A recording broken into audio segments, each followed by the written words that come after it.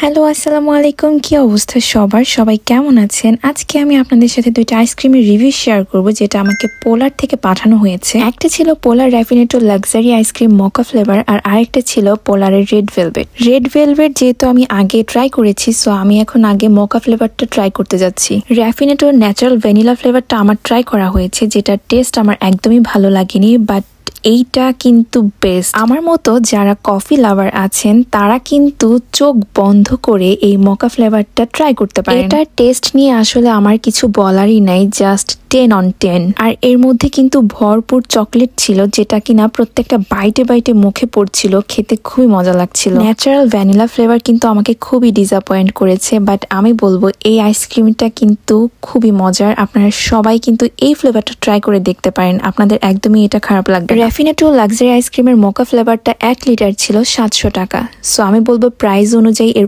Quantity কিন্তু huge. And এর packaging নিয়ে আলাদা করে কিছু বলার নাই, আমি আগেও বলেছি র্যাফিনেটোর প্যাকেজিংটা কিন্তু আমার কাছে অনেক বেশি ভালো লেগেছে। এন্ড শুধু আমি না, আমার বাসার সবাই এই মোকা ফ্লেভারটা অনেক বেশি পছন্দ করেছে। এখন চলেন আপনাদের সাথে শেয়ার করি পোলারের রেড ভেলভেট আইসক্রিমের রিভিউ। আর এটা রিভিউ কিন্তু আমি আগেও দিয়েছি। রেড একটা বক্স, আর বক্সটা খুললেই এত সুন্দর রেড ভেলভেট গুলো দেখা যাচ্ছে। আর এটার টেস্ট কিন্তু খুবই ভালো। আমি বলবো অনেকের কাছে কিন্তু এটার টেস্টটা ভালো নাও লাগতে পারে, কারণ এর মধ্যে দেয়া থাকে চিজ পাউডার, যার কারণে এর টেস্টটা কিছুটা সল্টি আসে। তো আমি রেকমেন্ড করব যারা চিজ পছন্দ করেন তারা নিঃসন্দেহে এই আইসক্রিমটা কিন্তু টেস্ট করতে পারেন, তাদের জন্য এটা কিন্তু বেস্ট চয়েস হবে। এন্ড এটার প্যাকেজিং নিয়ে যদি আমি বলি, এটা কিন্তু খুবই ভালো একটা প্যাকেজিং করেছে ওরা।